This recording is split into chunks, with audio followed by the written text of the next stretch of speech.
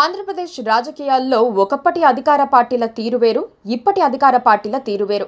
అధికారం వచ్చిందే తడవుగా సంపాదనపై ఎమ్మెల్యేలు, ఎమ్మెల్సీలు, ఎంపీలు, ఇతర నేతలు దృష్టి పెడుతున్నారు. రాజకీయం అనేది ఒక పెట్టుబడిగా పరిగణించేవారు ఎక్కువైపోయినప్పుడు అంతకు 10 నుంచి 100 రెట్లు సంపాదించాలన్న కోరిక వారిలో పెరిగిపోతోంది. పైగా ల్యాండ్, శాండ్, మైనింగ్, కాంట్రాక్టులు లాంటి వాటిల్లో ఆంధ్రప్రదేశ్ ఇప్పుడు కాసుల గనిగా మారటంతో ఎమ్మెల్యేలు చేతులు కట్టుకొని కూర్చోలేకపోతున్నారు. టీడీపీ నేతృత్వ కూటమి అధికారానికి వచ్చిన ఏడాదిలోనే సగానికి పైగా ఎమ్మెల్యేలపై అవినీతి ఆరోపణలు రావటం ఇందుకు నిదర్శనంగా నిలుస్తోంది. బెదిరించి డబ్బులు లాక్కోవటం, ఇవ్వకపోతే దండోపాయాన్ని సైతం వినియోగించటం ఇప్పుడు ట్రెండ్గా మారింది.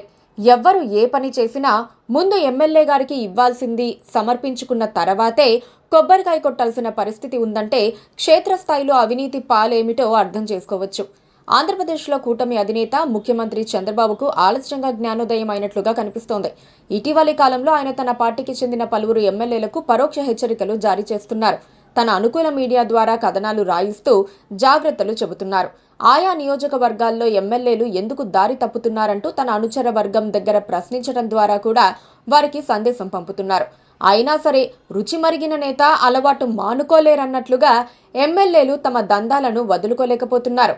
అందుకే చంద్రబాబు హెచ్చరికలను సైతం లెక్క చేయకుండా కలెక్షన్లు కొనసాగించారు. చంద్రబాబు అలా ఊరుకుంటే ఆయన నిస్సహాయుడైపోయే ప్రమాదం ఉండటంతో ప్రజల దృష్టిలో మంచివాడిగా ముద్రపడేందుకు ఇప్పుడైనా ఏదో ఒకటి చేయాల్సిన అనివార్యత ఏర్పడింది. తాజాగా టెలికాన్ఫరెన్స్లో చంద్రబాబు మాట్లాడుతూ ప్రభుత్వానికి నష్టం కలిగించేలా వ్యవహరిస్తే ఊరుకోనని హెచ్చరించారు. అలాంటి వాళ్లను వదులుకోవడానికి కూడా సిద్ధమని ఆయన చెప్పేశారు. అందరి జాతకాలు తన వద్ద ఉన్నాయని ఆయన అన్నారు. ఇలాంటి హెచ్చరికల ద్వారా ప్రజల్లోకి ఓ సందేశం పంపాలని చంద్రబాబు భావించారు. అధికారాన్ని అడ్డుపెట్టుకుని దోపిడీకి పాల్పడుతోన్న ఎమ్మెల్యేలు, మంత్రులపై చంద్రబాబు చాలా సీరియస్గా ఉన్నారనేదే ఆ సందేశం. చంద్రబాబు మంచిగా ఆలోచిస్తున్నారని, మన ఎమ్మెల్యే, మంత్రే చంద్రబాబు కన్నుగప్పి దోపిడీకి పాల్పడుతున్నారని ప్రజలు అనుకుంటారనేది సీఎం వ్యూహం. అయినా ప్రతి అంశం నిమిషాల వ్యవధిలో సోషల్ మీడియా ద్వారా జనంలోకి వెళ్లిపోతున్నప్పుడు పిల్లి కళ్ళు మూసుకొని పాలు తాగుతున్నట్లుగా చంద్రబాబు వ్యవహరిస్తే జనం నమ్మేస్తారా? చంద్రబాబు ఇంతవరకు ఒక్కరిపై కూడా చర్యలు తీసుకోలేదు. చివరకు తిరువూరు ఎమ్మెల్యే కొలికిపూడి శ్రీనివాసరావును కూడా ఏమీ అనలేకపోతున్నారు. ఆయన ఎదురుపడినప్పుడు మాట్లాడకుండా ఉండటం తప్పితే చంద్రబాబు చేయగలిగిందేమీ లేదని తాజా పరిస్థితులు చెబుతూనే ఉన్నాయి.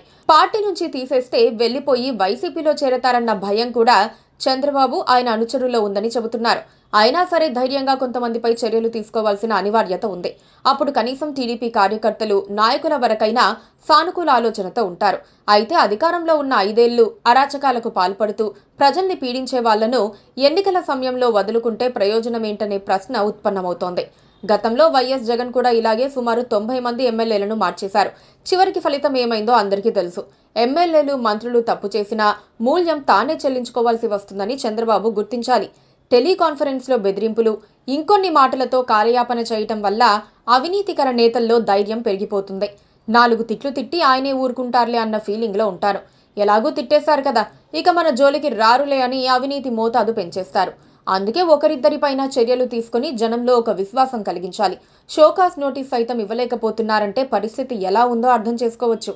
ఇదే పరిస్థితి కొనసాగితే చంద్రబాబువి ఒట్టి మాటలవుతాయి. ప్రజలకు గట్టి మేలు ఎప్పుడు జరుగుతుందో చెప్పలేము. Please subscribe to KTV Telugu. KTV Telugu. KTV Telugu channel.